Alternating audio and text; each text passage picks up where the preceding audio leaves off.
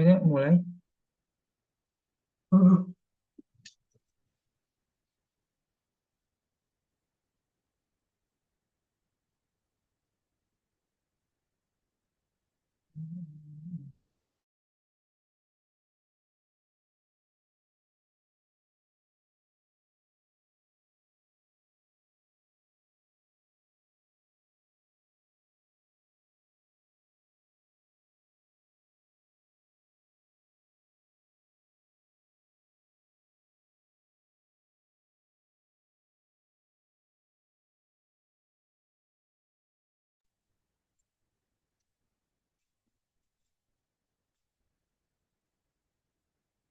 Mulai. Nah, si Akhmal di mana tuh? Jangan spot dulu, guys.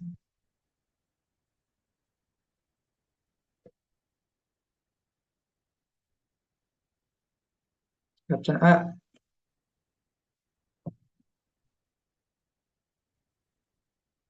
Udah record ini? Cam semua ini. Yuk, on cam.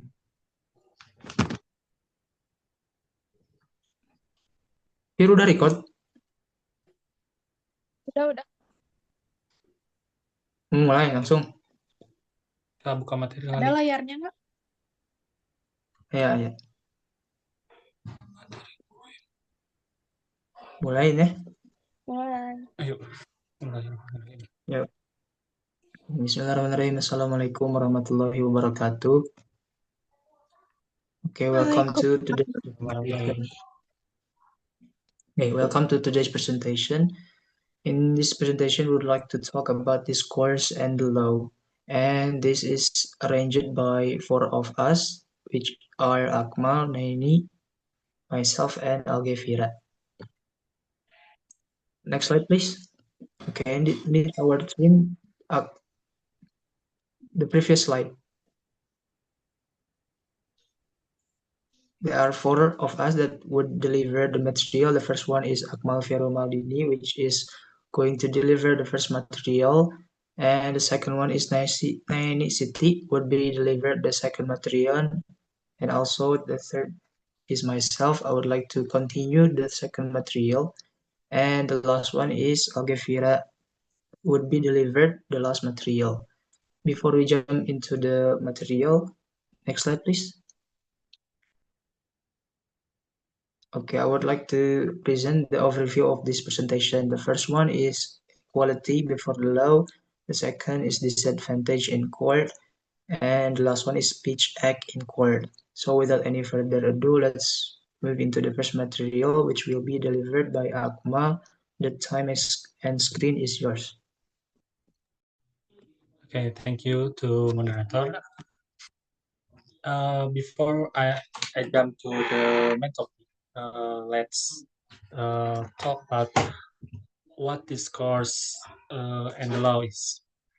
In the context of this discourse analysis refers to how law is represented, constructed, and applied through language and social interaction. These include legal texts such as statutes and regulation. Courts in court, including lawyers, arguments, judges, decisions, and witness statement, and how law is understood and practiced in society. In the legal system, language is not just a means of communication. Previous slide.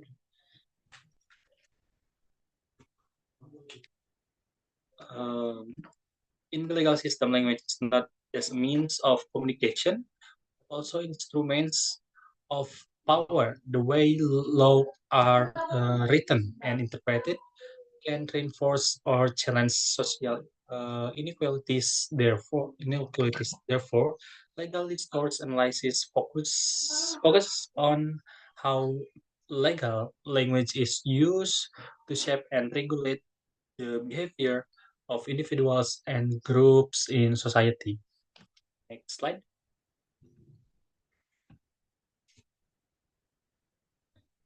Okay, now I will discuss about equality before the law.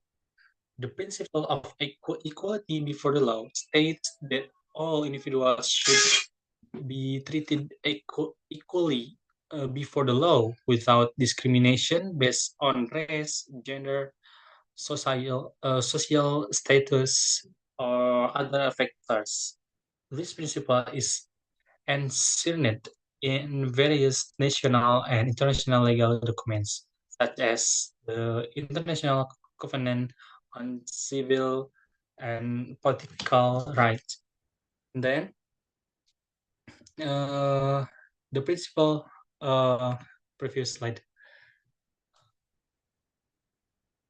Then the principle of equality before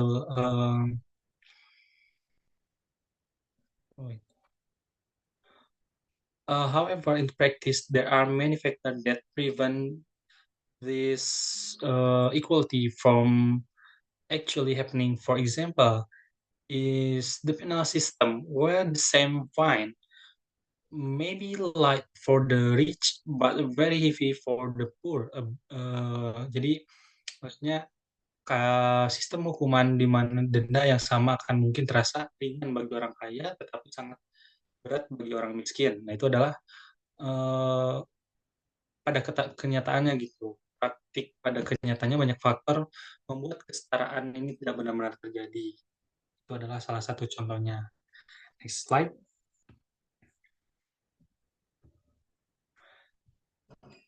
Now, let's talk about a brief history of equality before the law. The first, the American Declaration of Independence at 1776, a contradictory premise. In 1776, the founding fathers of America drafted the Declaration of Independence, which contains the famous statement. The statement is that all men are created equal and are endowed by their Creator with certain unalienable rights, including life, liberty, and the pursuit of happiness. However, while this statement appears to uphold equality, in reality, many groups were excluded. Some example includes the Native Americans, who were referred to as merciless Indian savage, allegedly used by the British to attack the colonies. And the next, African slaves. Many of the signatories of the Declaration, including Thomas Jefferson and George Washington, were slave owners. The right to life, liberty, and happiness didn't slave people they own. The next is the Bill of Rights at 1789.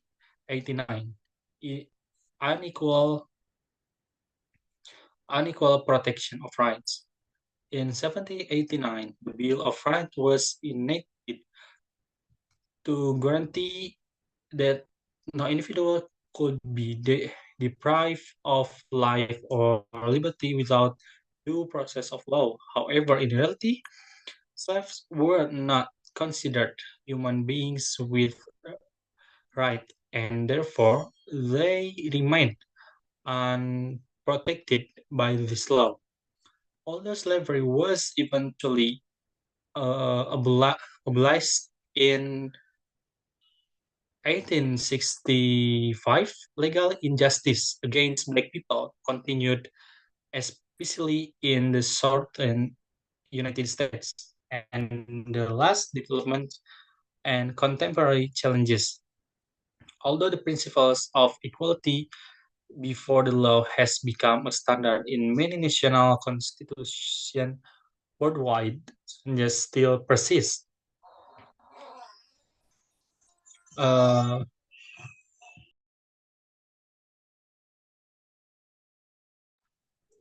The disparities in judicial system, such as poor individuals often lack access to qualified legal representation, And the next cases involving minority group are often treated differently compared to those involving majority group of elites.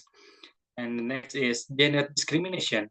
Although women now have equal legal rights, in practice, many obstacles remain in the legal system, particularly regarding sexual violence cases and workplace discrimination. So maybe that's all that I can be delivered. I give it back to the moderator. Thank you.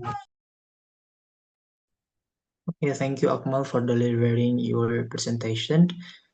Before we jump into the next presentation, I would like to appreciate Akhmal for the time and effort that you given in this presentation. So we'd like to move to the second material, which will be delivered by Naeni Siti. The time and screen is yours. Okay, thank you, moderator.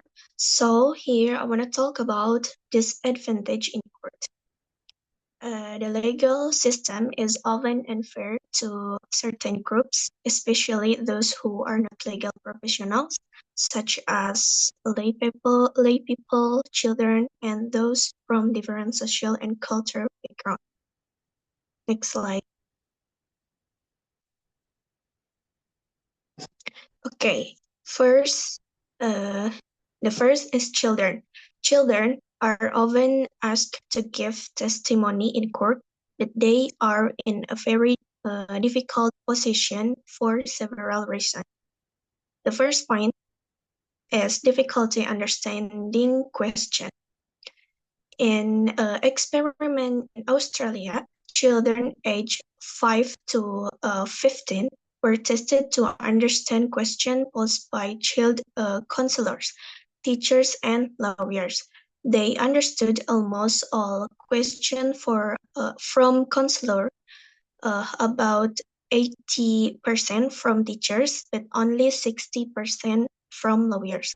For the more difficult question from lawyers, they understood only 15%, which suggests that many questions in court are too complicated for them. The second point is manipulation children's answer. Lawyers often ask questions that are confusing or difficult for children to answer. For example, an 8-year-old child is asked whether an incident occurred on a weekend or a weekday. The child replied, "I don't remember," and the lawyer repeated the answer in court to make it seem unbelievable. There are also deliberately difficult questions, such as asking a 10-year-old if his mother ever taught him to lie in court. The third point is multiple trauma for child victims. In cases of child abuse, victims may be asked nonsensical questions such as how long until the next incident, which requires them to remember the time gap between two incidents of abuse, something that is difficult even for adults. This process exposes the child to the additional trauma of having to relive the experience. Next slide. Okay, the next material, interpretation and misunderstanding.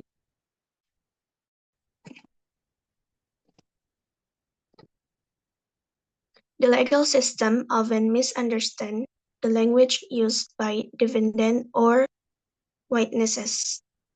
Here, a case point. The first case, a case of misunderstanding that led to wrongful conviction. A man in the United States was convicted of complicity in murder due to a series of misunderstandings. His car was used by someone he knew to commit a crime, and when he found out about it, he destroyed the car.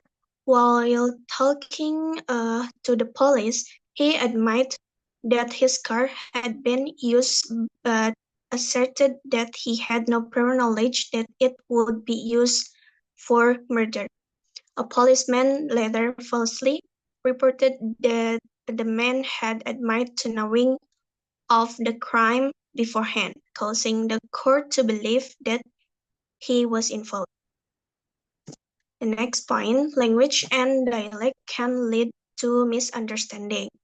In some areas of the UK, words can have different meanings.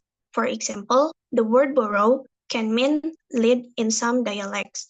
This misunderstanding can have a big impact in court as what the defendant mean can be interpreted differently by the judge and jury.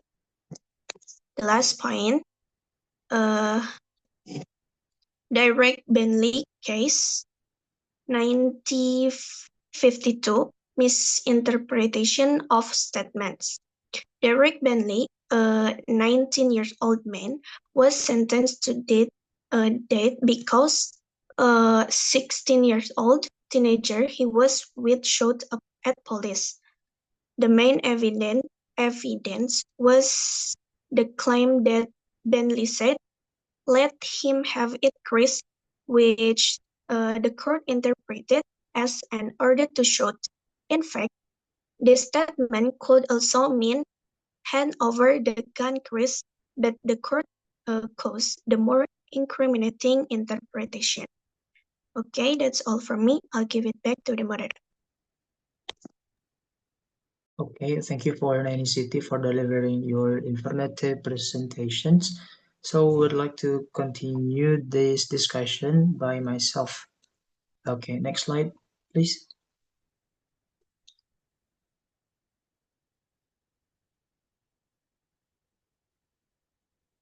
Next slide. Okay, thank you. Okay, I would just want to clarify what is the disadvantage in court. Disadvantage in court refers to the challenge certain groups face due to differences in language, culture, or social status. As Naeni Siti mentioned before, there is a children that has a bad position in court regarding a lot of points that she has been delivered. Okay, next slide, please.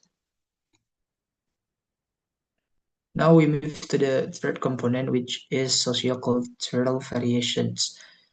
I would like to discuss this or present this in the simple way because I already put a lot of example in it.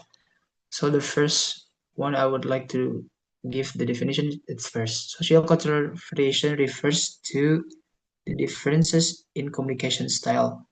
For example, like Australians and Asian is different in style in context of communications, or maybe Americans and British have a lot of different vocabulary or maybe a pronunciations like that. And also this culture it is affecting the communication style. But in this topic, I interpret from the books, which is specifically talking about Aboriginal Australians and non-Aboriginal Australians. So let's see the first point, which is the first disadvantage that Aboriginal Australians have. Okay, Aboriginal Australians tend to use non-continuous, indirect, and group-based communication, while courts require direct, continuous, and structured speech. As you can see in the example, let's see the conversation. I would like to say it. Did you see John steal the money? Witness? Well, I think maybe I saw something, but I don't know. Could be. So in contrast, lawyer, did you see John steal the money? Expected. Court respond, yes, I saw John take the money from the counter at 3 p.m. So we can see that the difference between this conversation, the first one is indirect and the second one is direct.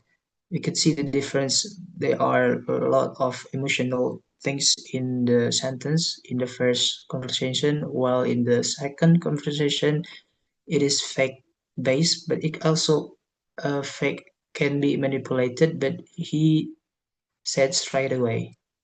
Okay, next slide. And the second point is the avoid direct confrontation, which can be misinterpreted as being evasive or dishonest. For instance, this Aboriginal Australians being questioned in court about a fight they witnessed. Lawyer, did you see Michael hit James? Witness, there were a lot of people there. Things happened. It wasn't good. Lawyer, so did you or did you not see Michael hit James? Witness, I don't really like to say, but things go wrong. So indirect communication like this, it can be indicated as a dishonest or evasive.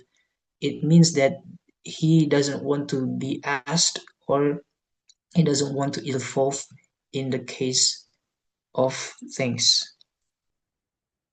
We can see in the next point, which is responses like I don't know and I don't remember can be seen as a sign of guilt, even though they are just part of their communication style. So this communication style that the Aborigine Australians have, it could be seen as a sign of guilt in court. That's why it is the disadvantage for them. Okay, next slide. Okay, the second last is gratuitous concurrence, agreeing to statement out of politeness. I think this kind of culture is not from Australians, but also in Indonesia because they are so polite. But in court, we just have to be tough. For example, like in the conversation that I put, you were at the store, right? Yes. And also, you can see that the suspect is always answering yes.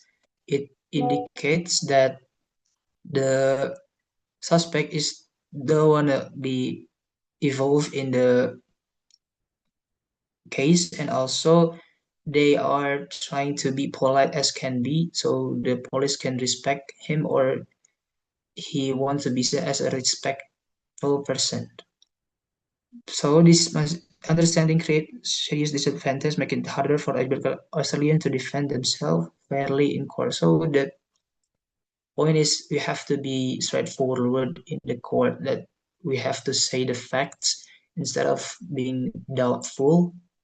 We just have to be honest of what happens in one case. Okay, next slide, please. Okay, the fourth point is women victims. There are a lot of disadvantages that women have. Okay, the first one, women who report rape often face doubt about their morals, consent, and honesty, making trials stressful. As you can see in the conversation, there's a lot of excuses that the woman say. This is indicates that the court is being stressful because the victim, it is not saying the fact, but they reluctant to say the fact of the rape, and she doesn't want to be seen as a victim. She does want to see herself as a victim, but she doesn't want to deliver the points or the facts that she have faced.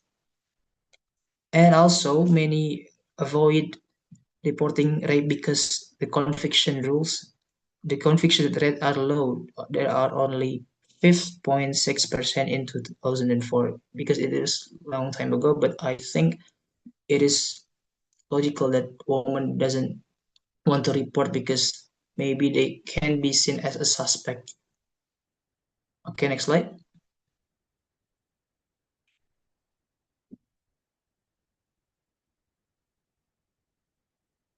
Okay, thank you. Okay, I would like to conclude this in one point.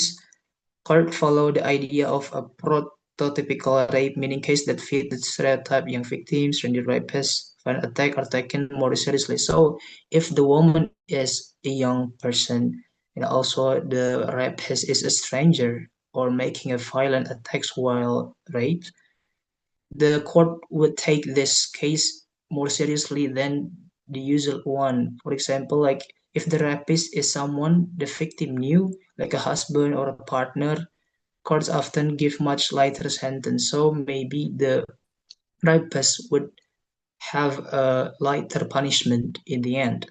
And the justice system is gender bias, or traditional ideal female victims are given more legal protection than others. So the ideal, this is indicating that ideal in this sentence is young victims, that the stranger is rapist, or maybe violent attacks. Okay, I think that's all from me. Would like to move to the last material, which will be delivered by Alghevira.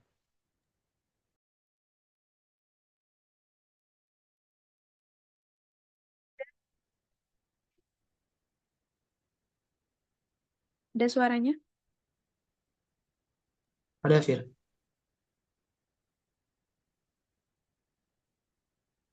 All right.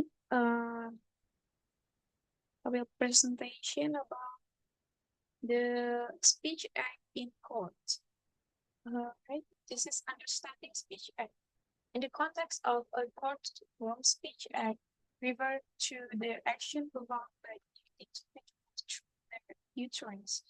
This concept, derived from the theory of Speech Act, is particularly in a legal setting where language is used to perform specific function. This theory developed by philosophers like G.L. Austin and John Sully. Language is used to perform action. Saying something can be the same as doing something. And the application in this courtroom are a structured environment where language is crucial. Every utterance can have consequence. Therefore, understanding speech is vital. All right, this key aspect of Speech Act in court. Type of Speech Acts. Speech Acts theory, particularly the work of G.L. Austin and John Sully, categorize Speech Act into types such as representative. It's like asserting or starting something. Example, the defendant was at scan. Directive, attempting to get someone to do something. Example, objection. Commissive, committing oneself to a future action. Example, I swear to tell the truth. Expressive, expressing psychological states. Example, apologies. And declaration, changing the state of affairs. Example, the court is now in session. And significance in court. The study of Speech Act in court helps to understand how legal language function, and then the power dynamic in the courtroom, then the indeed of actual effect of utterance, then how the legal system functions through the use of language. This is some keywords. In court, words are action, they have legal power. Every utterance in the courtroom can be a legal action, not just information. A judge gives order to courts. That an example of Speech Act in court. Swearing an oath in court is a Speech Act that creates a legal obligation. And what is spoken in court has real legal impact. In essence, Speech Act in court highlight how language is a tool for action within the legal system, with each utterance carrying potential legal weight and consequence. All right, I will give it back to moderator. Okay. Yeah, thank you for Alghevira for delivering the last material, which indicates that this presentation is already done. So I would like to clarify that I apologize if there is a mistake from our interpretation from the book. Let's close this presentation by saying Alhamdulillah together. Alhamdulillah Rabbil Alamin. Okay, Assalamualaikum warahmatullahi wabarakatuh.